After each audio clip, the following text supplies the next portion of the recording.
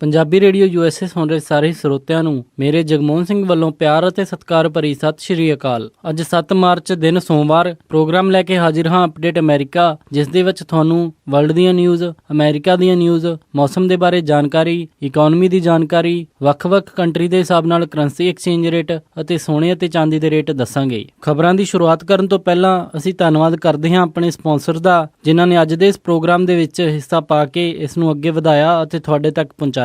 ਅੱਜ ਦੀਆਂ ਇਹਨਾਂ ਖਬਰਾਂ ਦੇ ਸਪਾਂਸਰ ਹਨ ਖਾਲਸਾ ਇੰਸ਼ੋਰੈਂਸ ਏਜੰਸੀ ਵਾਲੇ ਸੈਨ ਹੋਜ਼ੇ ਤੋਂ, ਜੋ ਕਿ ਹਰ ਪ੍ਰਕਾਰ ਦੀ ਇੰਸ਼ੋਰੈਂਸ ਕਰਦੇ ਹਨ ਅਤੇ ਕਿਸੇ ਵੀ ਤਰ੍ਹਾਂ ਦੀ ਇੰਸ਼ੋਰੈਂਸ ਦੀ ਜਾਣਕਾਰੀ ਦੇ ਲਈ ਤੁਸੀਂ ਇਹਨਾਂ ਨੂੰ ਕਾਲ ਕਰ ਸਕਦੇ ਹੋ 408-272-2500 ਤੇ। ਇਸ ਦੇ ਨਾਲ ਸੰਤੋਖ ਸਿੰਘ ਬਾਸੀ ਜੀ ਫਰੀਮੌਂਟ ਤੋਂ, ਮਨਜੀਤ ਸਿੰਘ ਨਰਿੰਦਰ ਕੌਰ ਕਲਾਰ ਜੀ ਕਲੋਵਿਸ ਤੋਂ ਅਤੇ ਨਾਜਰ ਸਿੰਘ ਰਸ਼ਪਾਲ ਕੌਰ ਖੰਗੂੜਾ ਜੀ ਬੇਕਰਸਫੀਲਡ ਤੋਂ। ਜੇਕਰ ਤੁਸੀਂ ਵੀ ਇਸ ਪ੍ਰੋਗਰਾਮ ਨੂੰ ਜਾਂ ਪੰਜਾਬੀ ਰੇਡੀਓ USA ਦੇ ਕਿਸੇ ਵੀ ਹੋਰ ਪ੍ਰੋਗਰਾਮ ਨੂੰ ਸਪਾਂਸਰ ਕਰਨਾ ਚਾਹੁੰਦੇ ਹੋ ਤਾਂ ਤੁਸੀਂ ਕਾਲ ਕਰ ਸਕਦੇ ਹੋ 408-272-5200 ਤੇ, ਜਾਂ ਫਿਰ ਤੁਸੀਂ ਸਾਨੂੰ ਈਮੇਲ ਕਰ ਸਕਦੇ ਹੋ info@punjabiradiousa.com ਤੇ। ਵਧਦੇ ਹਾਂ ਜੀ ਅੱਜ ਦੀ ਪਹਿਲੀ ਖਬਰ ਵੱਲ।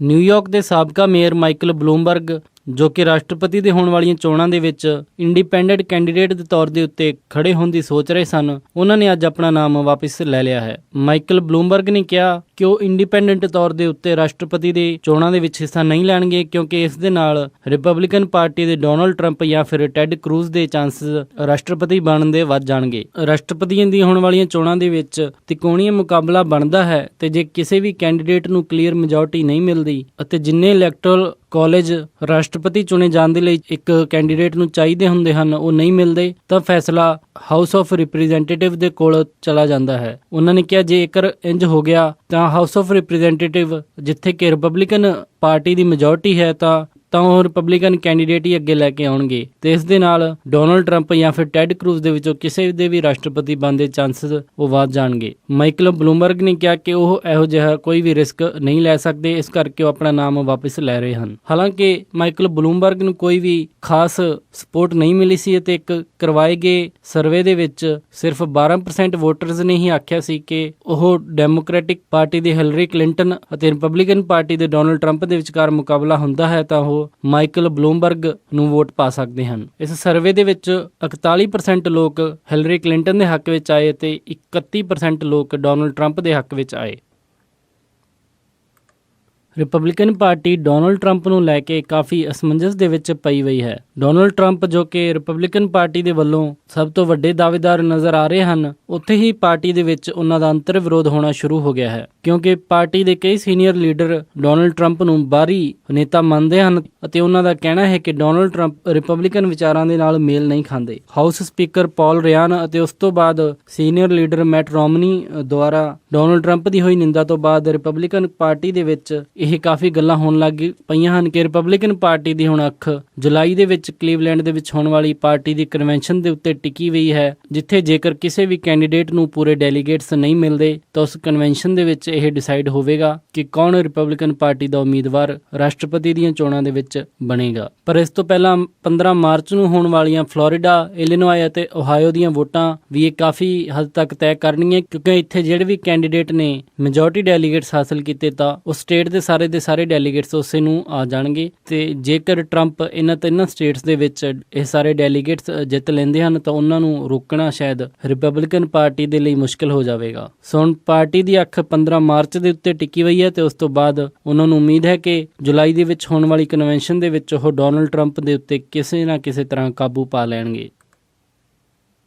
ਕੱਲ੍ਹ ਡੈਮੋਕ੍ਰੈਟਿਕ ਪਾਰਟੀ ਦੇ ਹੋਏ ਡਿਬੇਟ ਦੇ ਵਿੱਚ ਹਿਲਰੀ ਕਲਿੰਟਨ ਅਤੇ ਬਰਨੀ ਸੈਂਡਰਸ ਦੋਨੇ ਹੀ ਦਾਅਵੇਦਾਰਾਂ ਨੇ ਆਪਸ ਦੇ ਵਿੱਚ ਕਾਫੀ ਜੰਮ ਕੇ ਬਹਿਸ ਕੀਤੀ। ਮਿਸ਼ੀਗਨ ਦੇ ਵਿੱਚ ਹੋਏ ਇਸ ਡਿਬੇਟ ਦੇ ਵਿੱਚ ਹਿਲਰੀ ਕਲਿੰਟਨ ਨੇ ਸਭ ਤੋਂ ਪਹਿਲਾਂ US the secretary of state ਹੁੰਦੇ ਹੋਏ ਜੋ ਉਹਨਾਂ ਦਾ ਡਿਸੀਜਨ ਸੀ ਲੀਬੀਆ ਦੇ ਵਿੱਚ ਉੱਥੋਂ ਦੇ ਡਿਕਟੇਟਰ ਮੁਆਮਰ ਗਦਾਫੀ ਨੂੰ ਗੱਦੀ ਤੋਂ ਲਾਉਣਾ, ਉਸ ਨੂੰ ਡਿਫੈਂਡ ਕੀਤਾ। ਹਾਲਾਂਕਿ ਉਹਨਾਂ ਨੇ ਕਿਹਾ ਕਿ ਉਹ ਕਿਸੇ ਹੱਦ ਤੱਕ ਆਪਣੇ ਆਪ ਨੂੰ ਇਹ ਜ਼ਿੰਮੇਵਾਰ ਵੀ ਮੰਨਦੇ ਹਨ ਕਿ ਉਸ ਤੋਂ ਬਾਅਦ ਜੋ ਕਾਨੂੰਨ ਵਿਵਸਥਾ ਲੀਬੀਆ ਦੇ ਵਿੱਚ ਵਿਗੜੀ, ਉਸੇ ਤੋਂ ਹੀ ਇਸਲਾਮਿਕ ਸਟੇਟ ਵਰਗੀਆਂ ਆਰਗੇਨਾਈਜੇਸ਼ਨ ਜਨਮ ਲੈਂਦੀਆਂ ਹਨ। ਪਰ ਉਹਨਾਂ ਨੇ ਕਿਹਾ ਕਿ ਮੁਅੰਮਰ ਗਦਾਫੀ ਇੱਕ ਬਹੁਤ ਹੀ ਰੂਥਲੈਸ ਡਿਕਟੇਟਰ ਸੀ ਅਤੇ ਇਹੋ ਜਿਹੇ ਬੰਦੇ ਨੂੰ ਗੱਦੀ ਦੇ ਉੱਤੋਂ ਲਾਉਣਾ ਹੀ ਬਣਦਾ ਸੀ, ਕਿਉਂਕਿ ਇਹੋ ਜਿਹੇ ਬੰਦੇ ਦੇ ਹੱਥ ਵਿੱਚ ਸੱਤਾ ਦੇਣੀ, ਜੋ ਕਿ ਕਈ ਨਿਰਦੋਸ਼ ਲੋਕਾਂ ਦੀ ਹੱਤਿਆ ਕਰ ਚੁੱਕਿਆ ਸੀ, ਉਹ ਸਹੀ ਗੱਲ ਨਹੀਂ ਹੈ।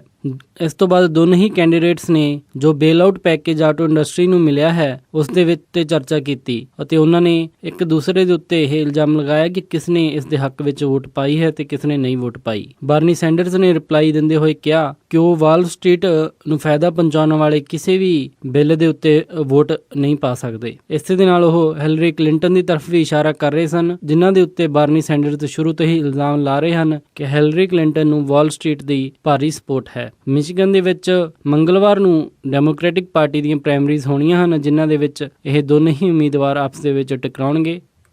US 에ਅਰ ਸਟ੍ਰਾਈਕਸ ਨੇ ਸੋਮਾਲੀਆ ਦੇ ਇੱਕ ਟੈਰਰਿਸਟ ਕੈਂਪ ਦੇ ਉੱਤੇ ਹਮਲਾ ਕਰਦੇ ਹੋਏ 150 ਅੱਤਵਾਦੀਆਂ ਨੂੰ ਮਾਰ ਗਿਰਾਇਆ ਹੈ। ਆਫੀਸ਼ੀਅਲਸ ਨੇ ਦੱਸਿਆ ਹੈ ਕਿ ਸ਼ਨੀਵਾਰ ਤੋਂ ਕਈ ਸੀਰੀਜ਼ ਆਫ ਸਟ੍ਰਾਈਕਸ ਸੋਮਾਲੀਆ ਦੇ ਅਲ ਸ਼ਬਾਬ ਟ੍ਰੇਨਿੰਗ ਕੈਂਪ ਦੇ ਉੱਤੇ ਕੀਤੀਆਂ ਗਈਆਂ ਤੇ ਇਸ ਦੇ ਵਿੱਚ 150 ਤੋਂ ਜ਼ਿਆਦਾ ਅੱਤਵਾਦੀ ਮਾਰੇ ਗਏ ਹਨ। ਉਹਨਾਂ ਨੇ ਦੱਸਿਆ ਕਿ ਇਹ ਗਰੁੱਪ US ਅਤੇ ਅਫਰੀਕਨ ਯੂਨੀਅਨ ਟਰੂਪਸ ਦੋਨਾਂ ਦੇ ਉੱਤੇ ਹਮਲਾ ਕਰਨ ਦੀ ਫਿਰਾਕ ਦੇ ਵਿੱਚ ਸੀ। ਮੰਨਿਆ ਜਾ ਰਿਹਾ ਹੈ ਕਿ ਪਿਛਲੇ ਦਹਾਕੇ ਦੇ ਵਿੱਚ ਅਲ ਸ਼ਬਾਬ ਦੇ ਉੱਤੇ ਕੀਤਾ ਗਿਆ ਇਹ US ਦਾ ਸਭ ਤੋਂ ਖਤਰਨਾਕ ਅਟੈਕ ਸੀ, ਜਿਸ ਦੇ ਵਿੱਚ ਮੈਨਡ ਅਤੇ ਅਨਮੈਨਡ ਦੋਨੇ ਹੀ 에ਅਰਕ੍ਰਾਫਟ ਸ਼ਾਮਿਲ ਸਨ। ਰਿਪੋਰਟਸ ਦੇ ਵਿੱਚ ਦੱਸਿਆ ਗਿਆ ਹੈ ਕਿ ਇਸ ਦੇ ਵਿੱਚ ਕਿਸੇ ਵੀ ਆਮ ਨਾਗਰਿਕ ਨੂੰ ਕੋਈ ਵੀ ਹਾਨੀ ਨਹੀਂ ਪਹੁੰਚੀ ਹੈ। ਹਾਲਾਂਕਿ ਆਫੀਸ਼ੀਅਲਸ ਨੇ ਦੱਸਿਆ ਕਿ ਪੈਂਟਾਗਨ ਇਸ ਦੇ ਉੱਤੇ ਹੋਰ ਜਾਣਕਾਰੀ ਜੁਟਾ ਰਿਹਾ ਹੈ। ਇਹ ਹਮਲਾ ਰਾਸੋ ਦੇ ਇੱਕ ਕੈਂਪ ਦੇ ਵਿੱਚ ਕੀਤਾ ਗਿਆ, ਜਿਹੜਾ ਕਿ ਇਸ ਮਹੀਨੇ ਕੀਤਾ ਗਿਆ US ਦਾ ਦੂਸਰਾ ਅਟੈਕ ਸੀ ਜੋ ਉਹਨਾਂ ਨੇ ਅਲ ਸ਼ਬਾਬ ਦੇ ਟ੍ਰੇਨਿੰਗ ਕੈਂਪ ਦੇ ਉੱਤੇ ਕੀਤਾ ਹੈ। ਡਿਫੈਂਸ ਆਫੀਸ਼ੀਅਲਸ ਨੇ ਦੱਸਿਆ ਹੈ ਕਿ US ਇੰਟੈਲੀਜੈਂਸ ਕਈ ਹਫ਼ਤਿਆਂ ਤੋਂ ਇਸ ਕੈਂਪ ਦੇ ਉੱਤੇ ਨਿਗਰਾਨੀ ਕਰ ਰਹੇ ਸਨ ਅਤੇ ਇਹਨਾਂ ਦੀਆਂ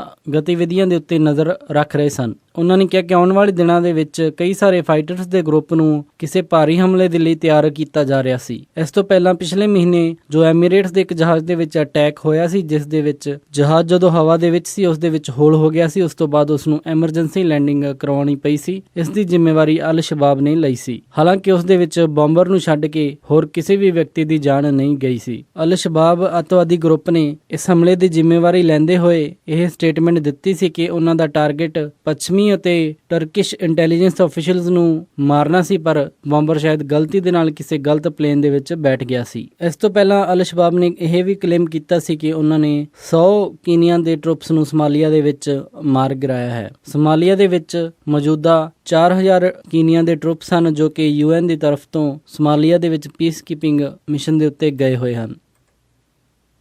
US ਗਵਰਨਮੈਂਟ ਆਫੀਸ਼ੀਅਲਸ ਨੇ ਦੱਸਿਆ ਹੈ ਕਿ ਉਹ ਡਰੋਨ ਨੂੰ ਲੈ ਕੇ ਹੁਣ ਹੋਰ ਪਾਰਦਰਸ਼ਿਤਾ ਵਰਤਣਗੇ। ਉਹਨਾਂ ਨੇ ਦੱਸਿਆ ਕਿ 2009 ਤੋਂ ਲੈ ਕੇ ਜਿੰਨੇ ਵੀ ਡਰੋਨ ਹਮਲੇ ਅੱਤਵਾਦ ਦੇ ਖਿਲਾਫ ਕੀਤੇ ਗਏ ਹਨ, ਉਹਨਾਂ ਸਾਰਿਆਂ ਦੀ ਲਿਸਟ, ਜਿਨ੍ਹਾਂ ਦੇ ਵਿੱਚ ਕਿੰਨੇ ਅੱਤਵਾਦੀ ਮਾਰੇ ਗਏ ਜਾਂ ਕਿੰਨੀਆਂ ਸਿਵਿਲੀਅਨ ਕੈਜੂਅਲਟੀਜ਼ ਉਸ ਦੇ ਵਿੱਚ ਹੋਈਆਂ ਹਨ, ਉਹ ਸਾਰਿਆਂ ਦੀ ਲਿਸਟ ਦਿੱਤੀ ਜਾਵੇਗੀ। ਉਹਨਾਂ ਨੇ ਕਿਹਾ ਕਿ ਇਹ ਰਾਸ਼ਟਰਪਤੀ ਬਰਾਕ ਓਬਾਮਾ ਦਾ ਪਾਰਦਰਸ਼ਿਤਾ ਵਧਾਉਣ ਵਾਲਾ ਕੀਤੇ ਗਏ ਵਾਅਦਿਆਂ ਦੇ ਵਿੱਚੋਂ ਚੱਕਿਆ ਗਿਆ ਇੱਕ ਕਦਮ ਹੈ। ਹਾਲਾਂਕਿ ਅਥਾਰਟੀਜ਼ ਨੇ ਇਹ ਵੀ ਦੱਸਿਆ ਕਿ ਇਹਨਾਂ ਰਿਪੋਰਟਾਂ ਦੇ ਵਿੱਚ ਸੀਰੀਆ, ਇਰਾਕ ਅਤੇ ਅਫਗਾਨਿਸਤਾਨ ਦੇ ਵਿੱਚ ਕੀਤੇ ਗਏ ਕਿਸੇ ਵੀ ਹਮਲੇ ਦੀ ਜਾਣਕਾਰੀ ਨਹੀਂ ਦਿੱਤੀ ਜਾਵੇਗੀ, ਕਿਉਂਕਿ ਇਹ ਤਿੰਨੇ ਹੀ ਕੰਟਰੀਜ਼ ਐਕਟਿਵ ਅੱਤਵਾਦੀ ਗਰੁੱਪਾਂ ਦੇ ਨਾਲ ਤਾਲੁਕ ਰੱਖਦੀਆਂ ਹਨ।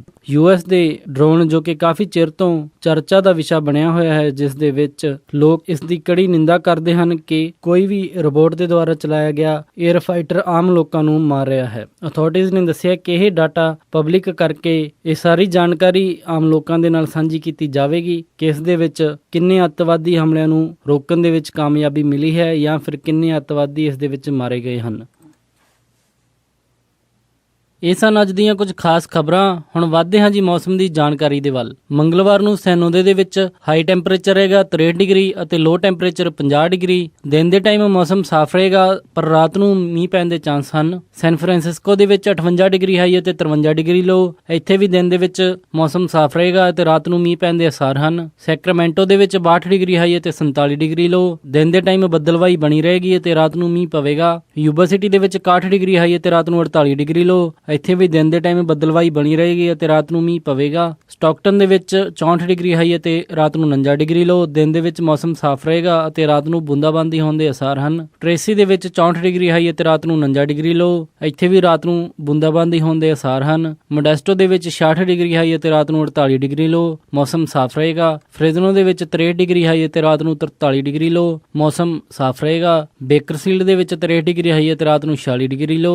ਲਾਸ ਐਂਜਲਸ ਦੇ ਵਿੱਚ 70 69 ਡਿਗਰੀ ਹਾਈ ਹੈ ਤੇ ਰਾਤ ਨੂੰ 50 ਡਿਗਰੀ ਲੋ। ਟਰਕੀ ਦੇ ਵਿੱਚ 42 ਡਿਗਰੀ ਹਾਈ ਹੈ ਤੇ ਰਾਤ ਨੂੰ 30 ਡਿਗਰੀ ਲੋ। ਇੱਥੇ ਦੇਰ ਰਾਤ ਨੂੰ ਬਰਫ਼ਬਾਰੀ ਹੋਵੇਗੀ। ਸਾਊਥ ਲੇਕ ਟਾਹੋ ਦੇ ਵਿੱਚ 41 ਡਿਗਰੀ ਹਾਈ ਹੈ ਤੇ ਰਾਤ ਨੂੰ 30 ਡਿਗਰੀ ਲੋ। ਇੱਥੇ ਰਾਤ ਨੂੰ ਮੀਂਹ ਪੈਣ ਦੇ ਆਸਾਰ ਹਨ। ਪੋਰਟਲੈਂਡ ਓਰੇਗਨ ਦੇ ਵਿੱਚ 49 ਡਿਗਰੀ ਹਾਈ ਹੈ ਤੇ ਰਾਤ ਨੂੰ 43 ਡਿਗਰੀ ਲੋ। ਇੱਥੇ ਬੂੰਦਾਬਾਂਦੀ ਹੋਣ ਦੇ ਆਸਾਰ ਹਨ। ਸੈਟਲ ਦੇ ਵਿੱਚ 49 ਡਿਗਰੀ ਹਾਈ ਹੈ ਤੇ ਰਾਤ ਨੂੰ 40 ਡਿਗਰੀ ਲੋ। ਇੱਥੇ ਸ਼ਾਮ ਤੋਂ ਲੈ ਕੇ ਰਾਤ ਤੱਕ ਮੀਂਹ ਪਵੇਗਾ। ਫਲੈਗਸਟੈਪ ਐਰੀਜ਼ੋਨਾ ਦੇ ਵਿੱਚ 52 ਡਿਗਰੀ ਹਾਈ ਹੈ ਤੇ ਰਾਤ ਨੂੰ 25 ਡਿਗਰੀ ਲੋ। ਸਾਲਟ ਲੇਕ ਸਿਟੀ ਯੂਟਾ ਦੇ ਵਿੱਚ 55 ਡਿਗਰੀ ਹਾਈ ਹੈ ਤੇ ਰਾਤ ਨੂੰ 36 ਡਿਗਰੀ ਲੋ। ਮੌਸਮ ਸਾਫ਼ ਰਹੇਗਾ। ਸ਼ਿਕਾਗੋ ਦੇ ਵਿੱਚ 64 ਡਿਗਰੀ ਹਾਈ ਹੈ ਤੇ ਰਾਤ ਨੂੰ 55 ਡਿਗਰੀ ਲੋ। ਰਾਤ ਨੂੰ ਮੀਂਹ ਪੈਣ ਦੇ ਆਸਾਰ ਹਨ। ਨਿਊਯਾਰਕ ਦੇ ਵਿੱਚ 65 ਡਿਗਰੀ ਹਾਈ ਹੈ ਤੇ ਰਾਤ ਨੂੰ 50 ਡਿਗਰੀ ਲੋ। ਕੈਨੇਡਾ ਟੋਰਾਂਟੋ ਦੇ ਵਿੱਚ 9 ਡਿਗਰੀ ਸੈਲਸੀਅਸ ਹਾਈ ਹੈ ਤੇ ਰਾਤ ਨੂੰ 8 ਡਿਗਰੀ ਸੈਲਸੀਅਸ ਲੋ। ਵਿਨੀਪੈਗ ਦੇ ਵਿੱਚ 3 ਡਿਗਰੀ ਸੈਲਸੀਅਸ ਹਾਈ ਹੈ ਤੇ ਰਾਤ ਨੂੰ -8 ਡਿਗਰੀ ਸੈਲਸੀਅਸ ਲੋ। ਕੈਲਗਰੀ ਦੇ ਵਿੱਚ 9 ਡਿਗਰੀ ਸੈਲਸੀਅਸ ਹਾਈ ਹੈ ਤੇ ਰਾਤ ਨੂੰ -3 ਡਿਗਰੀ ਸੈਲਸੀਅਸ ਲੋ। ਵੈਨਕੂਵਰ ਦੇ ਵਿੱਚ 8 ਡਿਗਰੀ ਸੈਲਸੀਅਸ ਹਾਈ ਹੈ ਤੇ ਰਾਤ ਨੂੰ 5 ਡਿਗਰੀ ਸੈਲਸੀਅਸ ਲੋ। ਦੁਪਹਿਰ ਬਾਅਦ ਮੀਂਹ ਪਵੇਗਾ। ਪੰਜਾਬ ਅੰਮ੍ਰਿਤਸਰ ਦੇ ਵਿੱਚ 28 ਡਿਗਰੀ ਸੈਲਸੀਅਸ ਹਾਈ ਹੈ ਤੇ ਰਾਤ ਨੂੰ 13 ਡਿਗਰੀ ਸੈਲਸੀਅਸ ਲੋ। ਮੈਲਬਰਨ ਆਸਟ੍ਰੇਲੀਆ ਦੇ ਵਿੱਚ 36 ਡਿਗਰੀ ਸੈਲਸੀਅਸ ਹਾਈ ਹੈ ਤੇ ਰਾਤ ਨੂੰ 26 ਡਿਗਰੀ ਸੈਲਸੀਅਸ ਲੋ। ਲੰਡਨ ਦੇ ਵਿੱਚ 7 ਡਿਗਰੀ ਸੈਲਸੀਅਸ ਹਾਈ ਹੈ ਤੇ ਰਾਤ ਨੂੰ 4 ਡਿਗਰੀ ਸੈਲਸੀਅਸ ਲੋ। ਬਰਲਿਨ ਦੇ ਵਿੱਚ 7 ਡਿਗਰੀ ਸੈਲਸੀਅਸ ਹਾਈ ਹੈ ਤੇ ਰਾਤ ਨੂੰ -2 ਡਿਗਰੀ ਸੈਲਸੀਅਸ ਲੋ। ਅਤੇ ਪੈਰਿਸ ਦੇ ਵਿੱਚ 7 ਡਿਗਰੀ ਸੈਲਸੀਅਸ ਹਾਈ ਹੈ ਤੇ ਰਾਤ ਨੂੰ 2 ਡਿਗਰੀ ਸੈਲਸੀਅਸ ਲੋ ਰਹੇਗਾ ਜੀ। ਇਹ ਸੀ ਜੀ ਮੌਸਮ ਦੀ ਜਾਣਕਾਰੀ। ਹੁਣ ਵਧਦੇ ਹਾਂ ਜੀ ਸਟਾਕ ਮਾਰਕੀਟ ਦੀ ਇਨਫੋਰਮੇਸ਼ਨ ਵੱਲ।